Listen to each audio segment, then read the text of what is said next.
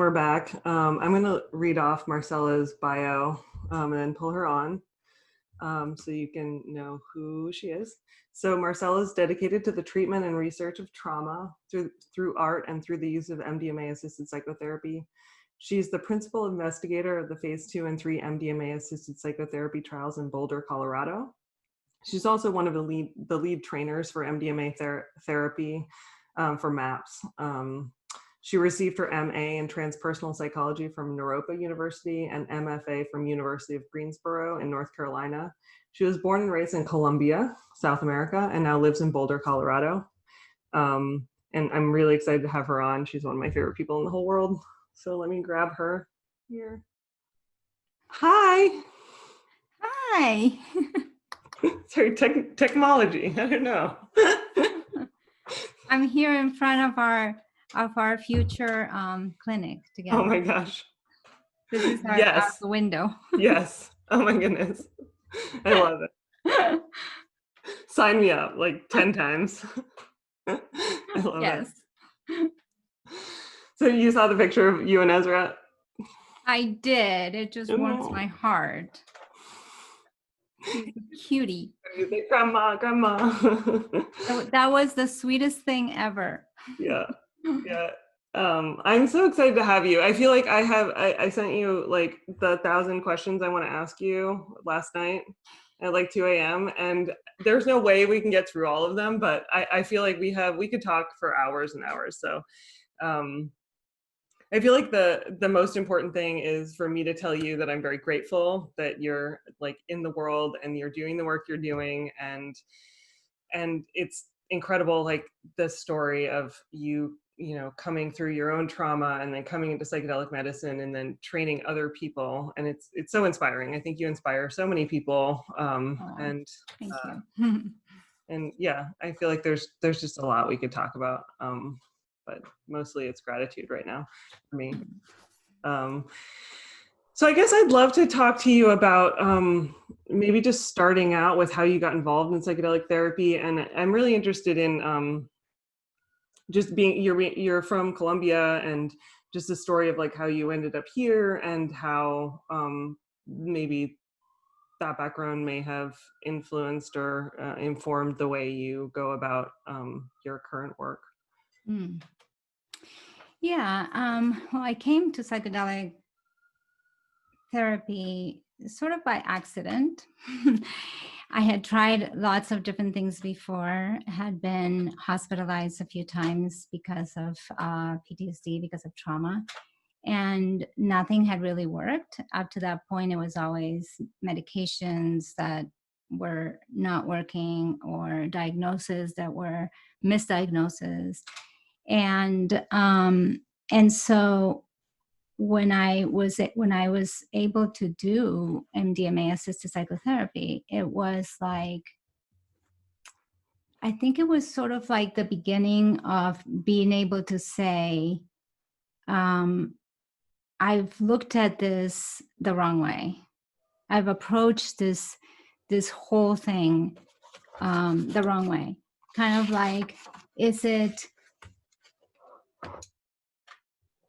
I kept looking for, is there an answer to think better about what happened to me? Like, can I think about it in a different way that would then change everything? And it was like, there's not an answer. Nothing is going to make that feel better. Mm-hmm. And so I think that just really opened the space for being able to explore other things, because of course I knew that. And so, but I kept searching for that. Like, if I look at it from a different angle, will it then look different? So it was really the beginning of me being able to see some potential that I had never seen before. And it was so, and it took a long time after that. It wasn't like, oh, that was it, and I was healed, and and let's move forward. And so for me, it was, no, there's a lot of work that I need to do. And there's a way for me to do it. Like there's an opportunity for me to actually get there, to go on that path. And I wanted to be able to offer that to other people as well. So it was really the beginning of me being able to say, this needs to be an important piece, an important option for other people as well, who are also What do you mean by you wanted it to look different? Like if there's an answer somewhere, what does that mean? like, you know, it's sort of like saying, if I look at the trauma differently from a different perspective, can I then be like, oh, I get it now, I understand, I can leave it behind and move forward. And I think a lot of people with PTSD do that. You know, if I find out this one little piece, if I do this one little thing, will it look differently? And can I then I can heal, right? Is that like a way of blaming yourself for the not looking at it in the correct way, or like being too burdened by something? Is it like self-blame? Definitely. It's part of self-blame. You know, it's part of like, why is it that I'm still feeling this way? Why is it, you know, like, and I hear that from so many other people too, like, this happened 20 years ago. Like, what am I doing? Like, what is wrong with me? Right. And so then it's that thought that there is this sort of magic thing that can happen that maybe happens for other people. And that's why they can go on. And that's why they don't have PTSD, because everybody has trauma. And so there's something wrong with me if I can't let that happen, right? If I can't just let it go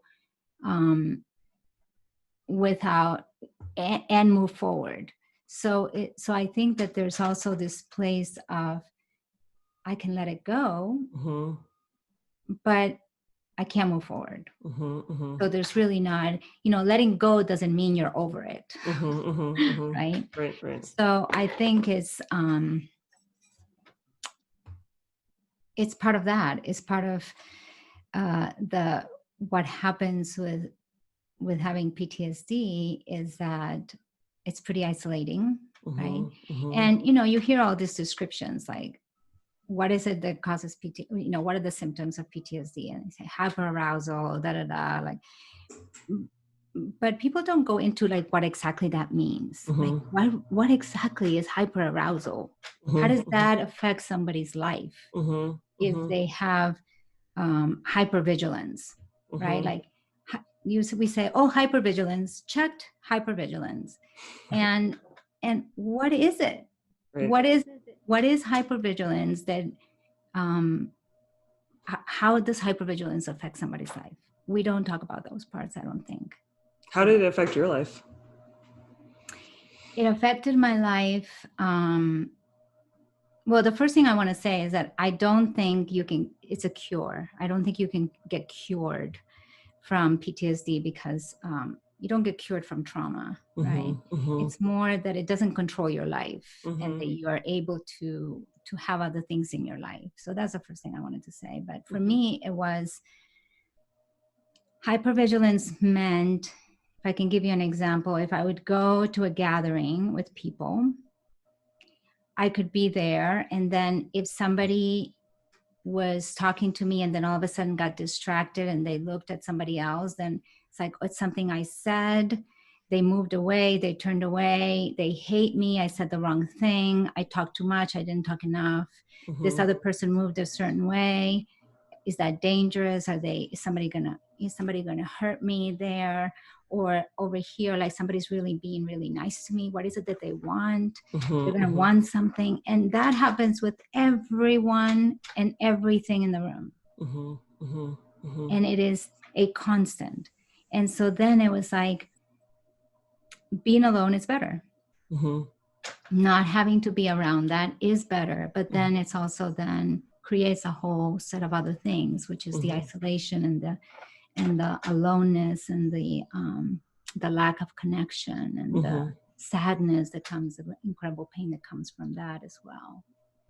Right. There's a researcher at the VA in Philadelphia, Jason Goodson, and he's made a safety behavior scale, and it has like 60 different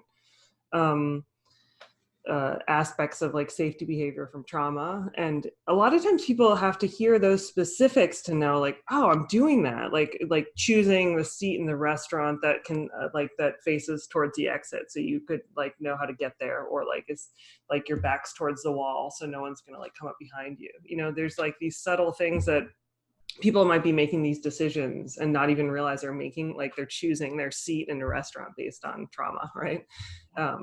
But it really has to be, because it's like an unconscious decision in a lot of ways, it has to be really spelled out for people that they're like, whoa, my life is being controlled, you know, in a certain way, you know, and I'm like always on edge, and like they don't realize other people aren't doing that. Like other people at the party aren't like looking around and just like monitoring everything that's going on for like safety, you know? Right. And it is exhausting. Mm-hmm. It is absolutely exhausting. And because some of it you don't know and you don't realize and you're not conscious of, you just think there's something wrong with you. Like, now I'm exhausted. I'm exhausted because I went to a party, or I'm exhausted because I was with a group of people. And then being up all night because you're just thinking over and over and over, what happened there? What did I say? What did I not say? Who, you know, what was happening? Any little thing, even somebody in the street.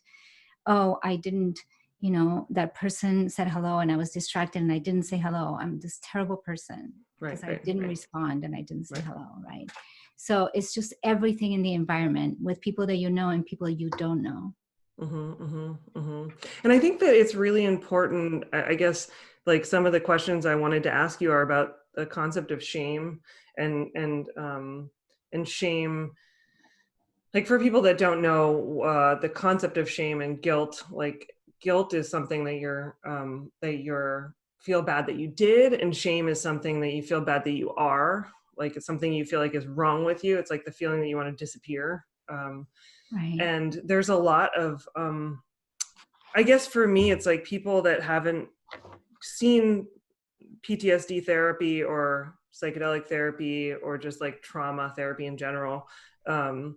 They think that when you go through therapy for trauma, you're like dealing with the external, right? You're like, oh, I was in the military and my friend got shot next to me, and like I have to deal with that image. But a lot of the therapy has to do with like how much someone blames themselves for the trauma, and like it seems to always have to do with like, first it's the external trauma and then it's like the internal self-blame and shame that goes along with it, and like how to forgive yourself for the aspects of like, did I choose to be with this person? Did I go on this date because I like them and then it's my fault that a rape happened? Or is it, you know, did I not protect my friend in the military and that's why he died? Like I could have intervened. And a lot of the like perseveration, like the cycling thoughts have to do with what you could have done and you didn't do.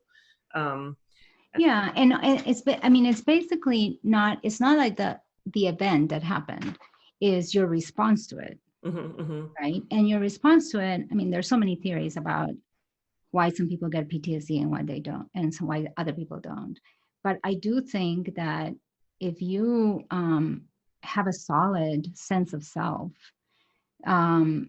and you feel like you belong and you feel like you have a place in the world, then a trauma can happen and your response to it can be to really get help and to really move through it and find the resources and the support and then get through it. And if you don't have that to begin with, then it's much harder, right? And then is that the difference? You know, it could be, I think it's part of it. I don't think it's one thing, but it is. But I do think that shame is a huge piece. And, you know, the whole thing. And those are the people that aren't going to go looking for the help, right? They're going to say like, I did it wrong. Like I shouldn't have done that. Like, I'm not going to go looking for help because it's my fault. Right. And then it becomes like internalized and And, you know, the shame is going to be there. And so it's more, can I not collapse under its weight? And what can begin to happen with that? And the shame is about being silenced, right? Like, shame means I can't talk about it because it's shameful. So I can't talk about certain things, and I can't talk about ways that I feel about it and ways and things that happened.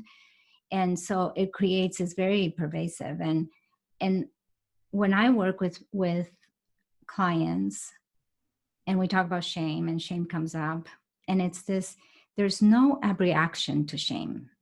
You know, like if you're sad, you can cry, and you can cry, and you can cry, and then afterwards you feel better. You feel a little better. If you're really angry, you can scream, you can break things, you can, you know, there's all these things that you can do, and in a healthy way, right? Like you can actually just like, I'm not going to hurt anybody or anything, but here it is. You know, I call it like go buy a set of plates. I tell my clients, go buy a set of plates that are like 10 cents each, and you have them in the cupboard, and then you go, okay, where is my place where I can just break these plates? And then you're not breaking your really good dishes and then feeling bad about it. You're just breaking the 10-cent plate or 50-cent plate. You can do that. Right. With shame, like all you can do is try to disappear. How do you disappear? Only, right. It's only inward. It's only internal. It's only a collapsing, right? And then when you think about this collapsing into oneself and trying to make contraction, you contract, right? You contract, and the whole existence, or I can talk about personally, my whole existence was what are the things that I can bring up to keep that contraction going? Because that's the only safety thing. That's the only thing that I can control, right? And so it's those defenses are the ones that then keep you going, because all the defenses are there so that I can contract. So if I'm not going to be in a group of people, then I can be alone. It's a contraction. Okay, I have the coping strategies to do that, and I have the coping strategies to do something else, and it's a contraction. And I think MDMA actually allows you to loosen the grip on those contractions, on those defenses that contract, so that you can actually then look at the contracted self and be able to really see that contracted self and who's hiding. What other parts of you are hiding under that contracted self? And how does MDMA do that?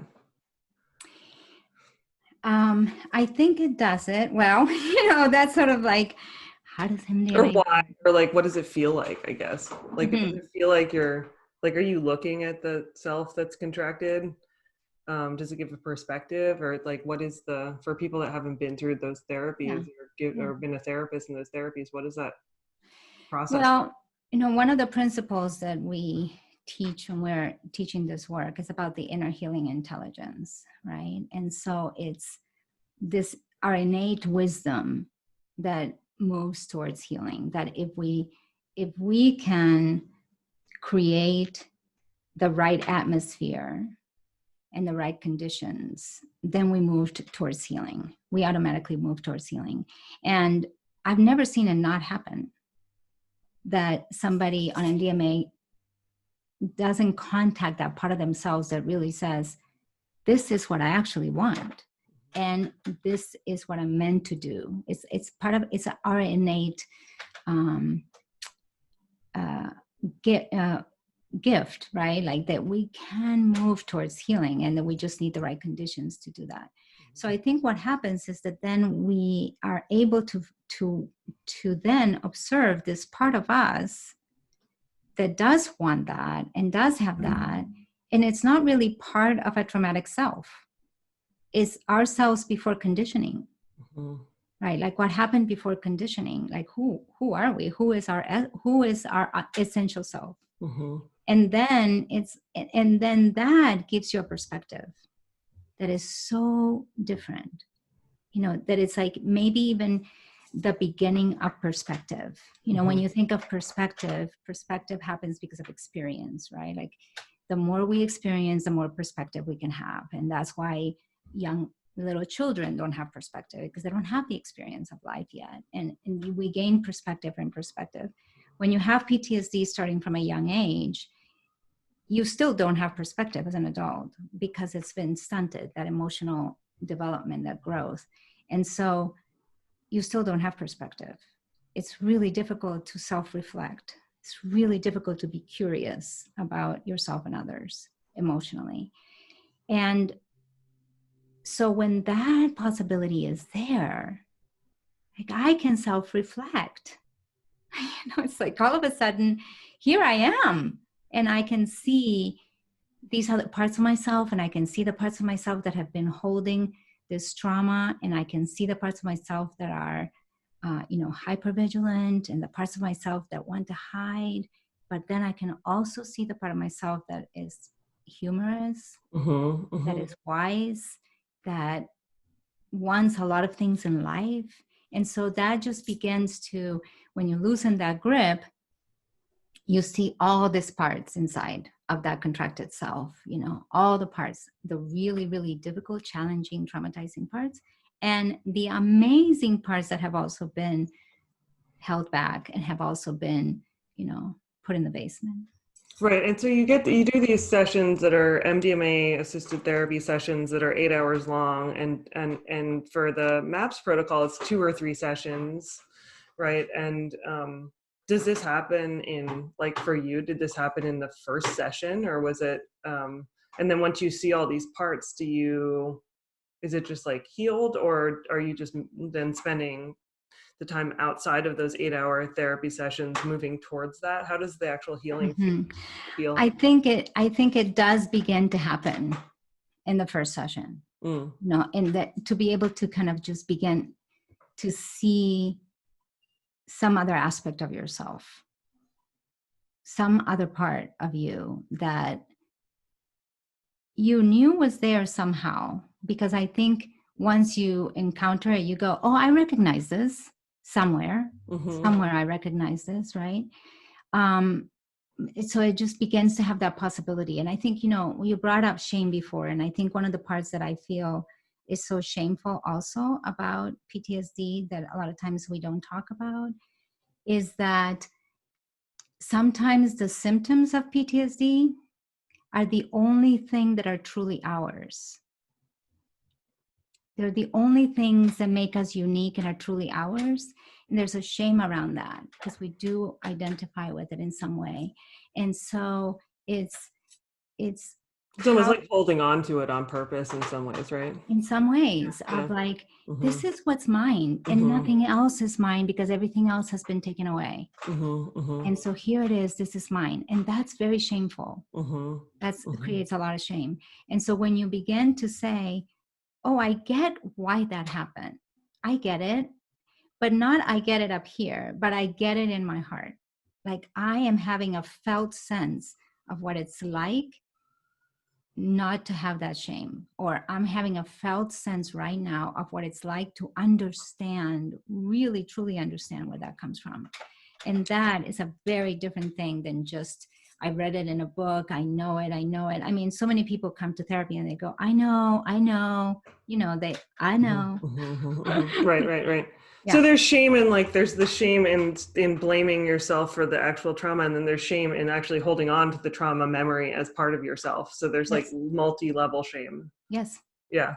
And I do think that that's probably one of the hardest shames there is. It's like, I have in our studies, we've encountered a lot of participants who get to this one place and they get really, they're having like this beautiful experience, and there's growth happening and healing happening. And then it's like, I don't know how to be without PTSD. Like, what do I do? Who am I without PTSD? It's very scary. It's very scary. I can say that I remember a very long time ago, it's been many, many, many years. I was writing to a friend a letter, and I mean, it's kind of emotional to even think about it, but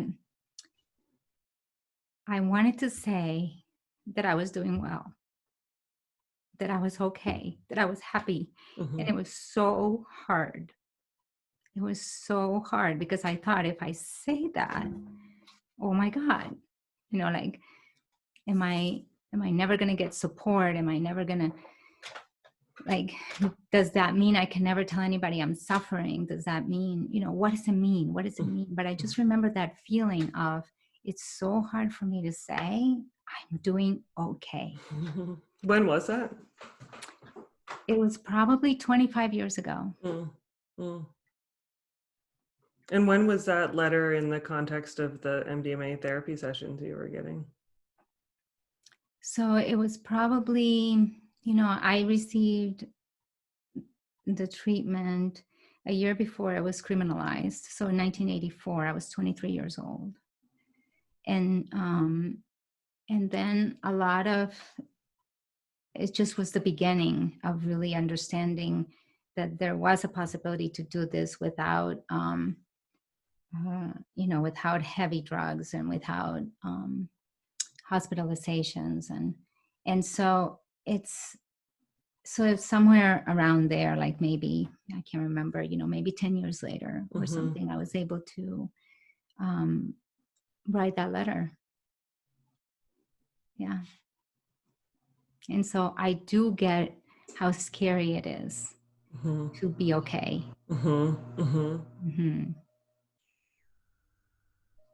Yeah. And so you wrote that letter. You sent it? I did. And then what happened? She was so happy. My friend was so happy. Amazing. So I also, I guess from you, so it's interesting how we met. So we met in person in the MAPS training for communities of color a year ago, in which I don't even remember what the prompt was, but there was some prompt that there was like 100 people in a room, and they said, like, turn to someone near you and like tell them something about yourself. Something like that. So I turned around and there you were. And I was like, oh, let me tell you about myself. Well, so I think I just started talking about my interest in trauma. Like, I came through neurology and had a lot of patients that had psychosomatic illness, and so they would have like a numb arm or a leg that they couldn't move, or seizures that were related to like trauma and mental health, and I became very interested in that through those patients, and then I became aware of MDMA-assisted therapy and how important that is in the future treatment of trauma, and my own personal experience with having a parent with sexual trauma, so intergenerational trauma, and then my own experience learning that I have dyslexia at the age of 34, and how much I do feel like there's a lot of overlap with dyslexia and trauma. And then I learned that there's actually there's like 35% of dyslexics report childhood trauma. So there is like an actual overlap, but outside of like a main traumatic event, there is just the processing of the world that, if your brain works in a slightly different way, can be traumatic, in that there's like a difference of how you can receive stimuli, and if you have a different processing system, like analysts would describe trauma as a difficulty in processing a certain experience. So like there's these like micro traumas all the time that you're receiving audio, like auditory stimuli or visual stimuli, and they're not like going in properly. So there's like this disorientation you feel. And so we're given 5 minutes, and I was just like monologuing to you, and then I started crying, and it was like, oh, dyslexia is really stressful, and like my dad has dyslexia, and like there's this trauma is really stressful. And then they said, okay, stop, next person. And then you started talking and you had to do 5 minutes, and then you started saying like, well, I actually have dyslexia too, and then you started crying, and we were both crying, and everyone was crying.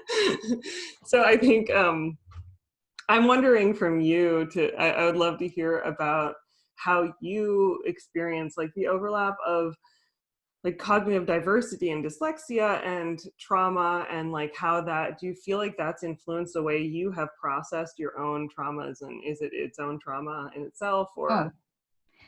It's definitely its own trauma, because I think it continues happening all the time. There's microaggressions constantly that happen with it's a discrimination that happens constantly.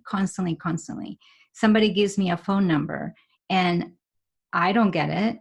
And if it's in a voicemail, that's good, because I can listen to the voicemail 8 times and finally get the phone number. But if it's like, okay, this is it, or like here, like there's a chat, and like there was no way that I could look at that.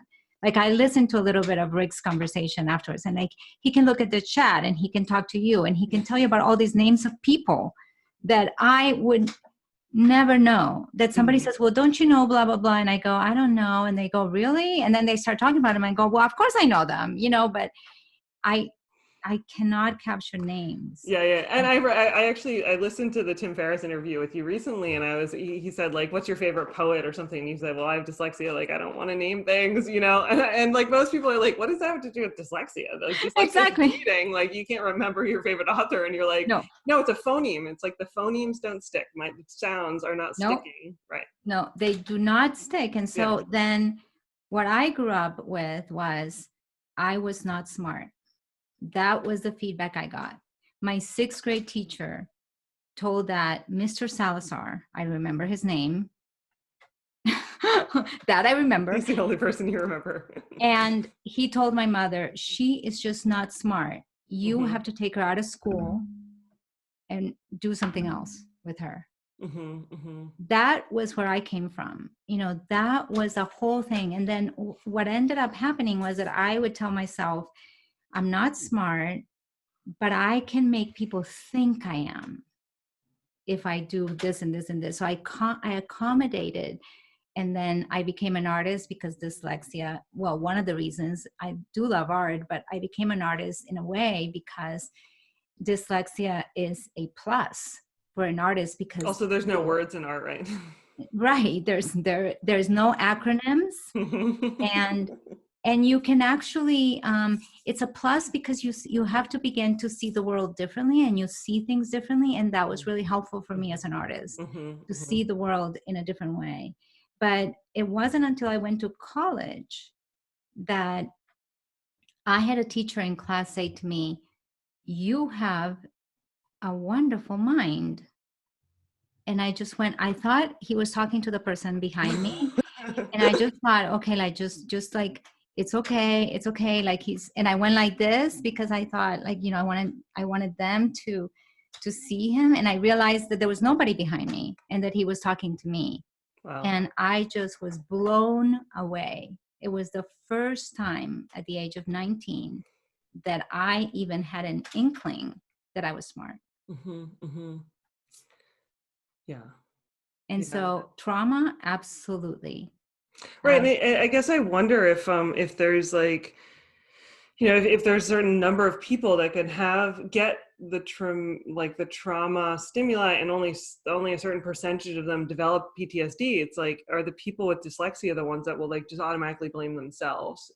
There's like this like inward blame that just is inherent with, if you're like, my mind doesn't work the way it's supposed to, and only I really know how that looks, and it's really not okay. It's shameful. It's shameful, right? It's shameful because if you don't remember the name of a person that you should know, it's shameful. And it makes you not smart. And if you don't remember certain things, and if you can't capture, even now, especially on Zoom, and we have meetings and people put things up and say, and they're going really fast, and like this says this, and they're going, I read very slowly and I have to take things in. I have to read out loud to myself to understand it. And so when I see it and people are commenting on what just happened, to me, it's a total blurb. It's just this, it's like Arab, like Arabic things going through the screen, and I have absolutely nothing to say. And I have to work so hard at then printing it out, looking at it a million different times. I write an email and I do it backwards, and I have to then wait, okay, now I have, this sentence comes before this sentence. And people don't know that. People don't know that.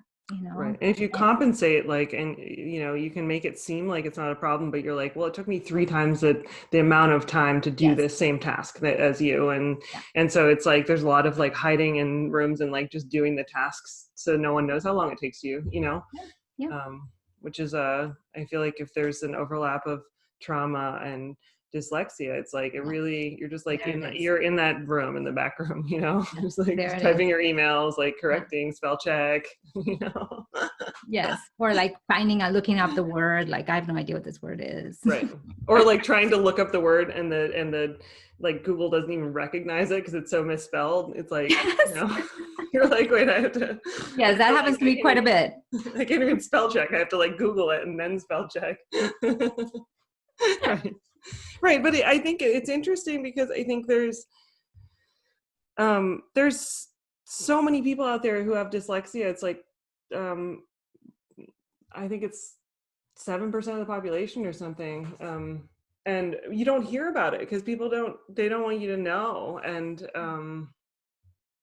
there's so much shame in it that it's just like those people are just like there's like internalized bias that happens, that it's like, I don't want to be proud of it because I know how I've experienced it and it's not okay. So I'm just going to like not talk about it.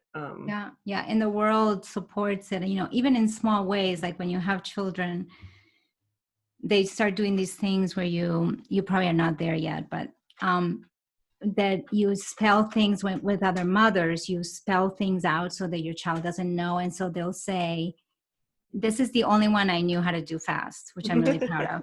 They would say, can Pika have a COOKIES? Yeah, you're like, wait, no, you don't do that to me. And I was so happy because that was the only one that I knew what it meant, and I can do it that fast. Like that is like, I can't do any other one that fast. It was great. So I love to say COOKIES. You practiced it. I love that. Yeah, it's totally true. That's happened to me before. People spell it out and you're like, what? Going like C-O, wait, C-O, yes, she had keeping that one. Totally. Okay, so we've gone through shame, we've gone through dyslexia, we've gone through some of your early experiences. I feel like we're on like question 2 of my 20 questions, but so your understanding of like identity and growing up in Colombia, did it influence you a lot? Because I know there's a there's a lot going on in this country with race and identity, and does that change the way you see the world? I have a lot of Colombian friends. Some might be watching, so I just want to. Well, I think, I left Colombia wanting to leave it behind. Mm-hmm. A lot of my trauma happened there. So I wanted to kind of leave it. Mm-hmm. And I left everything, like the culture. I wanted nothing to do. I thought, if I do that, then I'm going to be okay. Mm-hmm. And of course you're not. And of course I was a Colombian. Mm-hmm. And that part of me became shameful in some way. And so then it was sort of reclaiming some of that. And I've spent maybe the last 30 years reclaiming some of that and like really being proud. I feel so proud of being a Colombian. Mm-hmm. And what is that for me? And for me, it was like magic realism was a big influence for me. I was able to really, the way that my mind could work was that I could make up the most wonderful stories and mm-hmm. scenarios, and I made up all these stories about ants, and so for me, magic realism saved me in many ways. Can you describe what that is for people that don't know? So, like being able to have all these what you would call coincidences, for instance, or like to say, Garcia Marquez does that beautifully in his novels.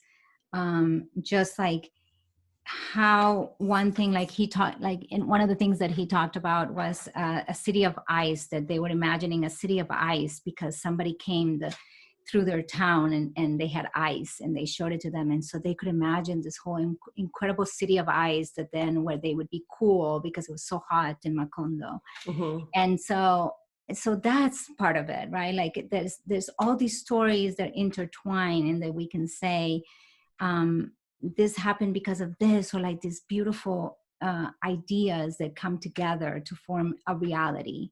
So it becomes a reality. And the thing is that those realities, those little connections are actually real. Like they do happen, and they have happened in our culture. Like my mother lost touch with her very best friend, and they lost touch because they got married really young, and their husbands didn't let them be together and didn't let them have a relationship, and so they lost touch with each other, and they became empowered to really go out and try to find a job at the same time. They hadn't seen each other 20 years or 15 years, and they answered an ad, and the ad was for like women who feel like they can feel really powerful, and they can do this particular job, and they can talk to people, and they can do all this. And they both answered the same ad and came to the agency and met each other again. That's magic realism, and that was true, and it happened, right? And so it's like being able to make up these beautiful stories, or to be or like see the magic in the actual stories, right? To see the magic in the actual stories. So that's what I got from Colombia. Be able to see the magic in all those stories, and it was really influential. And I think from indigenous cultures, I lived near the Arhuaco Indians for a while before I came to the United States, and I found a lot of healing there. And mostly it was a connection to non-ordinary states, like what non-ordinary states have to offer us, and the gifts that they have, and the wisdom that they have to inform us about us and about our world and our planet and what to do. I got that from them as well. What's a non-ordinary state for people that don't know? Well, I think usually we think that there's states, and that the states are waking state, sleeping state, dreaming state, intoxicating state. That's it. Those are the states. and so anything up beyond that, right? So when we're able to touch to something else, if we're touching to our collective experience, that's a non-ordinary state, right? That's part of anything that is not those that I just mentioned, then it's a non-ordinary state. And how do we relate to them? How do we relate to spirit when it comes up? How do we relate to a sense of ourselves that is different than what I know in this reality? How do I relate to that? That's part of a non-ordinary state. And I think that's what happens, that we get information, and you can think of it in different ways, right? You get information from yourself, or you get information from God, right? Like it depends on what your background is too. It depends on where you come from. If where you come from is a place where healing happens through drumming, then the drumming allows you to get to that non-ordinary state. So it really depends also on your culture and what's there, how you see it, how you interpret the information that you're getting. If you believe in past lives, then maybe it feels like a past life is present, and I'm experiencing it that way, right? Do you think most people have had non-ordinary state experiences? Yes. Unique. Absolutely. I think there's so many ways to have it, right? Like if you've had a child, you've had a non-ordinary state. Having a child is profound, right?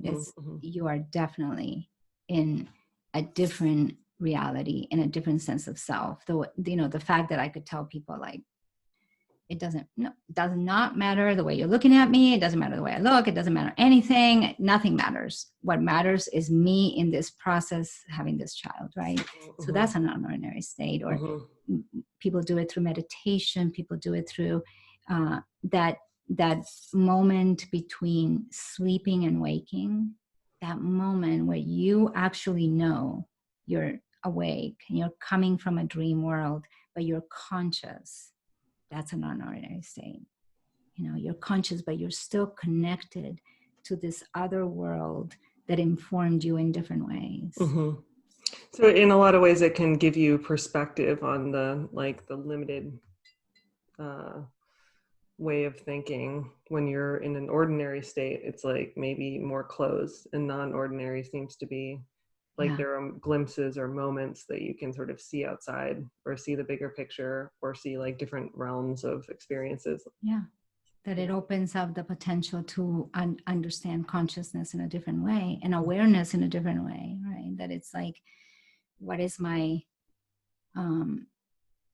this idea of consciousness is such a big topic, right? Like, is consciousness made up in our minds, or where does it come from?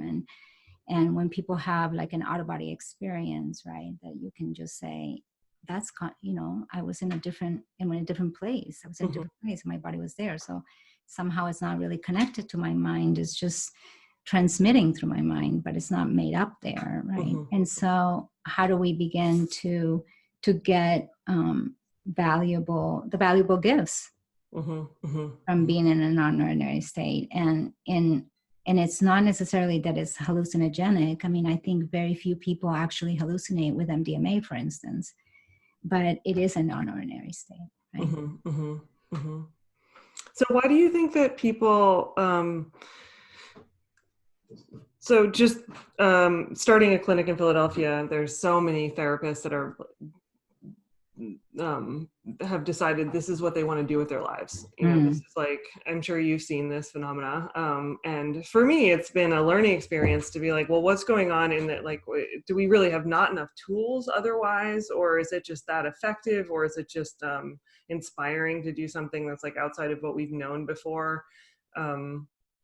Just curious from you about why you think the momentum is being, is like, what's driving this momentum among therapists and the healing community?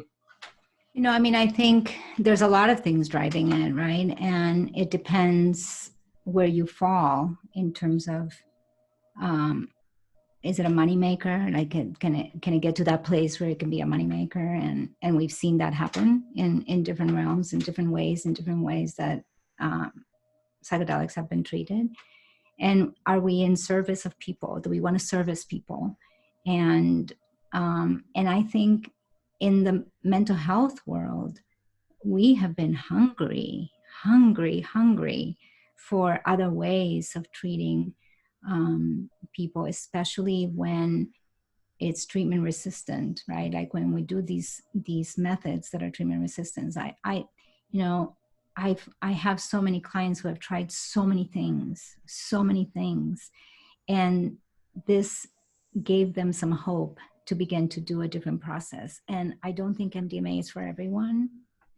And I don't think MDMA is necessarily that every person that does it is going to find that it was helpful. I don't think, or any psychedelic, I don't believe that that's true. But it's another option. It's an option that wasn't there before, and it's an option that has a lot of promise, that has gotten good data results. So if you want to go the science route, and if you want to go the data, here's the data, right? Here's the data. 76% is a huge amount, when really the standard is way lower than that. So when you think of that, and you're a clinician that goes, I have been working with this person for so many years, and we have only gotten this far. And then that same person goes and does this treatment, and all of a sudden everything breaks open, and they do so much work in such a short period of time that can really help them be better in the world and have a better life. How could we not want that, right? How can we not want to be a part of that?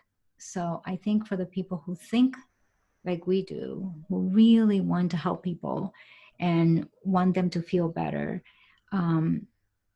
it just seems so unethical not to want to do something, to have at least, if you don't want to do it yourself, to know about it enough to refer somebody to this work when it becomes legal, right? That it just seems so unethical. And I think that's what I thought at 23. It's like, it's unethical. It's unethical not to have this be available to all these people who are suffering. And if someone wants to become a psychedelic therapist or an MDMA therapist and isn't yet like entering into MAPS training, what are the things that they can do to get to develop the skills necessary? Mm-hmm. So, you know, we do have so much of our, like the treatment manual, the protocols that are public, and it's being able to also say, okay, if I look at this, what am I missing that I can do in the meantime? How do I do my own work so that I can be, how do I know, like, my emotional landscape? How do I become so aware of that so that I can be aware of somebody else's emotional landscape and I can really help them? So I think it's a lot of it is your own work, and then reading about it so that you can think, oh, like, I see that, for instance, this work brings up a lot of somatic is so important in treating trauma, and like, do I need to take workshops or trainings in somatic work? What is the work, but especially the work with ourselves, right? That part of how we create a brave space is by us being brave to come to that space too, and to know that we can hold what is coming, what is happening in the session, that we can hold what the other person is going through, and that is how we can help them, right? That's one way, that if we can't hold it, then trauma can happen. Trauma can happen. That it's such a it's so vulnerable to be in front of somebody else when you're in a non-ordinary state. And so for us as clinicians, how do we really honor that?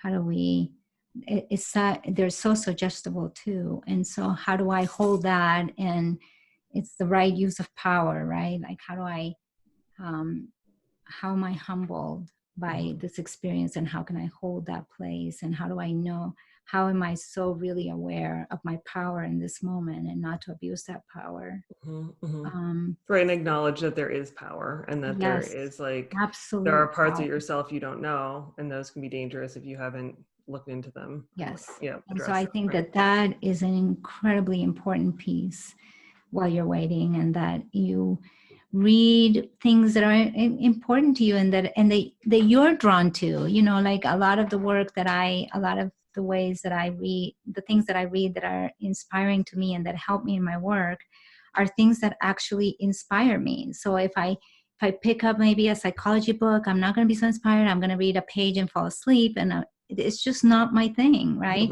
But reading about somebody's life and the way they move through the world, and people's coping strategies and people's way of being in the world, to me, that's incredibly exciting, and I can read it and it can inform my work. So it's more about reading and doing what you love, and what inspires you, so that then you can then use some of that for what you need. And if you want to serve people, you're going to be inspired by people.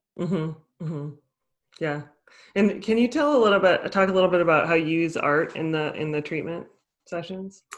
Yeah. So, you know, one of the things about doing research is that you have to follow a certain protocol, right? And there's a beautiful thing about that, and about the science of it, and about the data. And there's some parts that are also restricting of like what we can do and can't do. And but there is room to bring ourselves in and our own skills. And so I don't offer it to everybody. I don't even necessarily bring it up, unless very few times have I actually suggested it. But maybe somebody either knows that about me, or somebody just says, oh, if I could just like, I don't know how to describe it, but if I could just draw it, I'm not even an artist, but if I could just, like, I can see the color, and I'm like, okay, do you want to do that? And they say yes. And then I have the pad and all the materials right there, just waiting. And so I can bring them out. And I've had some participants do beautiful, beautiful processing through art. And I had this one guy that I just remember his picture because I took a picture of it, and he had lined up his whole process around the bed on the wall. He taped it all up, the whole process from the beginning to the end of all his drawings. And he was just laying on the bed, and it was just such a beautiful process that had no words, and it was just expression, expression, one to the next, to the next, to the next, to the next. And that it started off with all this feelings and rage inside this box. There were all these lines that were black, black, black. And at the very end, that box was open. There was just one little tiny green leaf. Nice. That has, how do you describe that except in that? And I think a lot of experiences, and especially traumatic experiences, are pre-verbal. So if you don't have the language and you need to express them, art is really the way you can do that. It's like it can be in your body, and it can also be expressed in art. But if it's something that's like before language or beneath language in a lot of ways in your mind, we have to find ways of bringing that out. Yeah. And there's a lot of ways to do it, right? Like sometimes, I have a drum in my office, and sometimes people can drum what it felt like, like this is how it felt like when my dad was walking into my room, for instance, and he was the abuser, and this is what it felt like. And it was like drumming it. That's also, there's so many ways that we can express that are not necessarily linguistic, and that have so much power, and that then the person can also feel there's a sense of being empowered, right? Because I was able to let you know what it was like, even though I could never have the words for it. So there is a sense of feeling empowered in that process as well. Yeah, it's really important. I guess some of the final questions I have for you is, how do we make sure that there's inclusion of different groups in these trials and then post-approval, and why is that important? That's a huge question. Well, important because we have untreated PTSD amongst marginalized communities more than anywhere else. And so how can we possibly exclude them? There's so much untreated PTSD and so much trauma that continues and continues and continues, and that they live through day in and day out. So one is like, there's no question about it, right? And then the other is then the commitment that it takes to really say, what do I need to do to make this happen, right? And that what we need to do involves being so aware and so willing to understand what are the things that were in place to make it so difficult for them to come to us, for people from marginalized communities. When you think about that the police can inject somebody with 500 milligrams of ketamine to sedate them, and that most of those people that's happening to are Black or Hispanic, then of course there is this huge piece there that we need to address. And how do we make it so that it is brave enough? Because we can't create a safe space, but we can create a brave space where people can come genuinely and speak, right? But we need to consider all that. What are the stigmas? What are the things that came before for them, for their community, for their parents? How have they been treated in the mental health system? How have they been treated in the mental health system that makes it so difficult? And there's such fear around it. So completely understandable. How do we start there, right? That we can't just start on step 10. We have to go to step 1 and really build that up. And, how do we do it? And I know. How do we do it? how do we do it? So I think it's, if you have it as a commitment, then it's not just an intention. You know, we've been talking about it in our own space, in our own clinic. How do we do this? And it's how do we not take something away from them in order to create something? How do we not say, well, you need to come here and we're going to show you and we're going to tell you, and that really, that it's not about, I'm going to help you heal and I'm going to provide this for you. It's more that your liberation is tied to my liberation. They're tied together, and so that we can work together. That's one way to do it, you know, that it's tied. It's not I'm here and you're there and I'm going to help you and I'm going to do these things, but that your liberation is tied to mine. And therefore I'm invested in it. I'm invested in it because your healing is my healing, right? And can help heal our collective shame and our collective trauma, right? So I think that's one way. Bruce, my husband, who's also mycotherapist and myco-trainer, he said clinical sites need to match the demographics of their communities. How do we make that happen? And that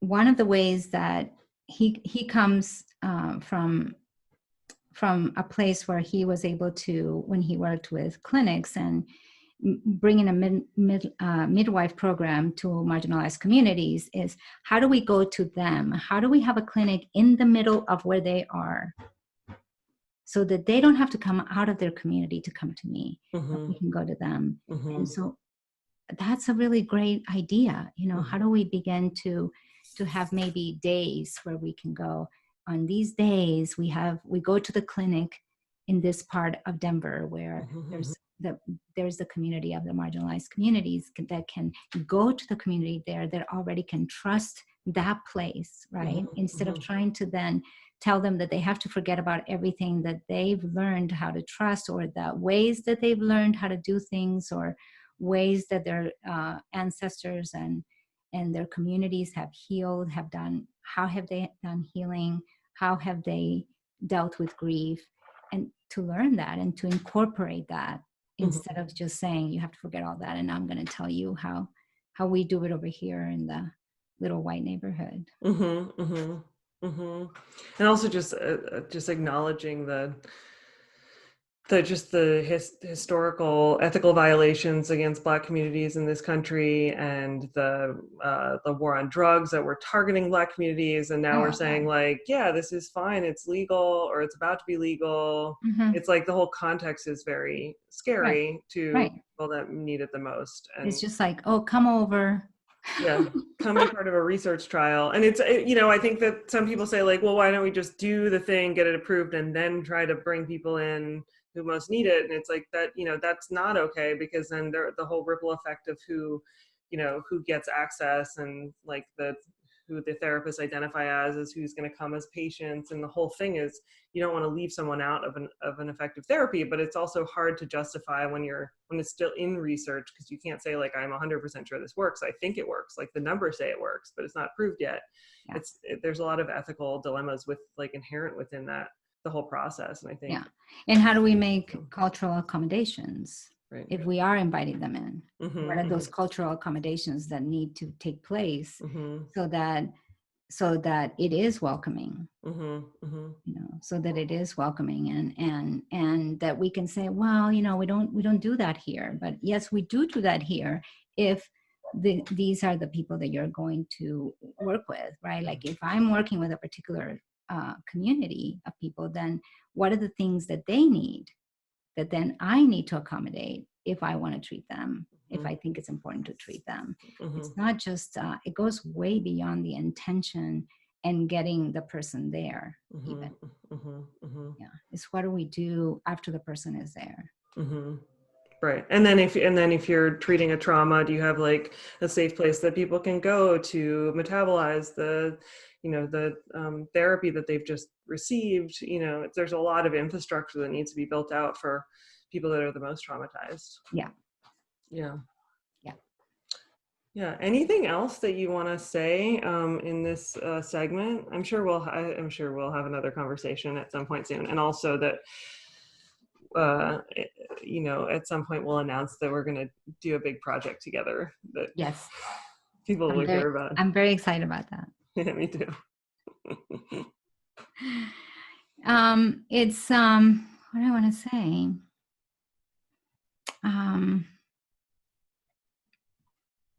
That we really are this. I always go like, what can I say that is not cliche?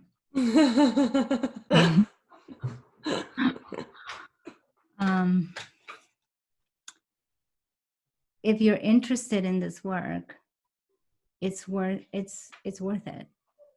It's really worth it. And you don't have to be interested in it to know about it, so that there will be a time when you can refer somebody to it, right? That is part of what we can do. Like, I refer people out, right, to things that I don't do necessarily. So you don't have to be completely like invested in being a psychedelic psychotherapist, but it is sort of like when I was talking about creating brave space, one of the ways that we create that is by being informed about what's out there and being up to date about what is the latest things that are happening, even in this research, right? And so that's one way that we can help our communities, and we can help the liberation of each other.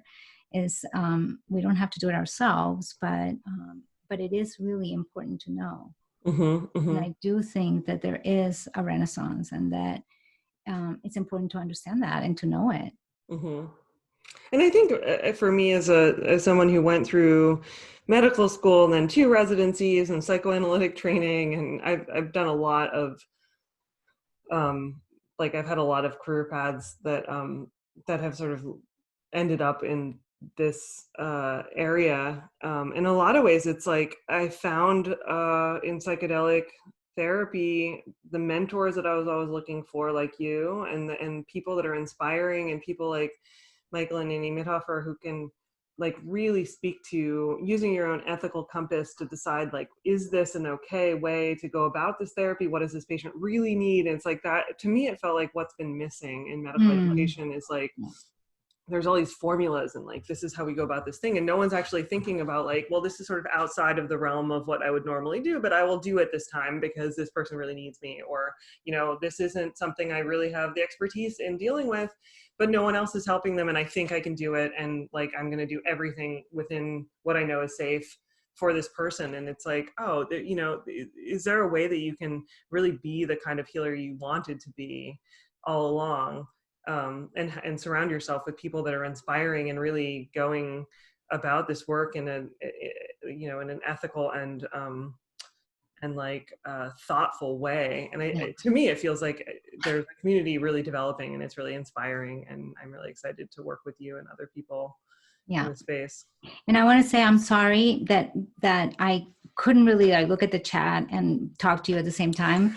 I would be complete. It would not work. It would not work. Yeah, I think we did answer some of these things. It's like, okay, how can good. we use art, psychedelic journeys without the assistance of a guide? I don't know if we answer that question. I think you should have some sort of guide. That's my answer. Yeah, people saying thank you. And also, if anyone has questions, just email us at info@soundmind.center, and we can pass them along to Marcela. Okay. And you'll be back. I'm going to I hope we have many conversations. So thank you so much. And thank you so much for the work that you're doing and for bringing this out. Education is such a big piece of it too. Yeah. Thank you. Bye-bye. Bye.